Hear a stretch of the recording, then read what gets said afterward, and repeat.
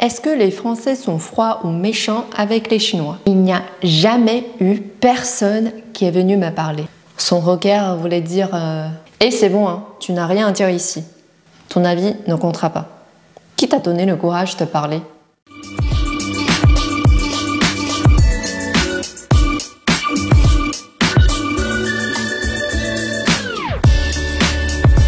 Comment peut-on ne pas parler de ses camarades de classe quand on a fait ses études en France? Aujourd'hui, j'aime bien te parler un peu de mes camarades de master. Une petite remise en situation.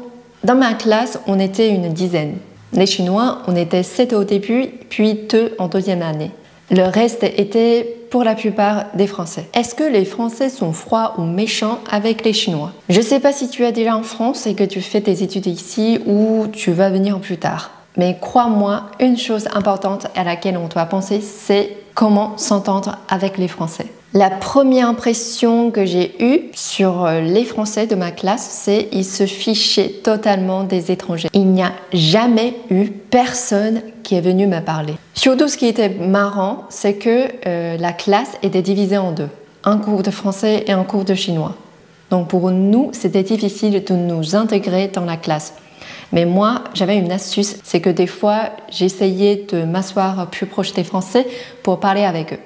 Au final, j'ai découvert qu'ils n'étaient pas méchants, c'est juste, ils pensaient que nous, les Chinois, on était tout le temps entre nous. Mais il m'est arrivé quand même une chose bizarre, c'est qu'une fois à la cantine, j'ai vu 3 filles de ma classe, je leur ai dit bonjour et elles sont parties sans me répondre. Et en plus, elles m'ont vu, c'est comme si je n'existais pas quoi. Comment les Français prennent des notes? Déjà, j'avais du mal à prendre des notes sur les cahiers, soit comme ça, soit comme ça. Si tu es déjà allé en cours à la fac en France, tu as peut-être remarqué qu'il y a 2 manières pour prendre des notes. Soit sur un cahier comme moi, mais qu'est-ce que les Français sont passionnés par les surligneurs. Je ne sais pas comment ils s'en sortent avec tellement de couleurs.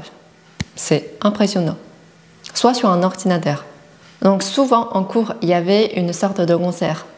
D'un côté, la frappe de clavier, de l'autre, la pose des surligneurs. Travailler en groupe. Le travail en groupe, oh là là, je sais que c'est pas cool d'en parler. En soi, le travail en groupe est déjà quelque chose de malheureux. Parce que le travail n'avance jamais comme tu le souhaites. Il y en a toujours qui font tout et d'autres qui ne font rien.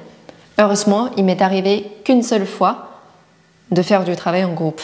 Je m'en souviens très bien comment une fille m'a regardée quand j'essayais de partager mon avis. Son regard voulait dire Eh, c'est bon, hein, tu n'as rien à dire ici. Ton avis ne comptera pas. Qui t'a donné le courage de parler? Donc bon courage pour ceux qui ont du travail en groupe, sachant que ce n'est que temporaire et tu seras bientôt libéré. Un peu de regret. Je trouve c'est un peu dommage de ne pas pouvoir voir tout le monde avant de quitter mon université. À vrai dire, faire des études, c'est juste un passage dans la vie. J'espère que chacun d'entre eux fait maintenant des choses qu'il aime.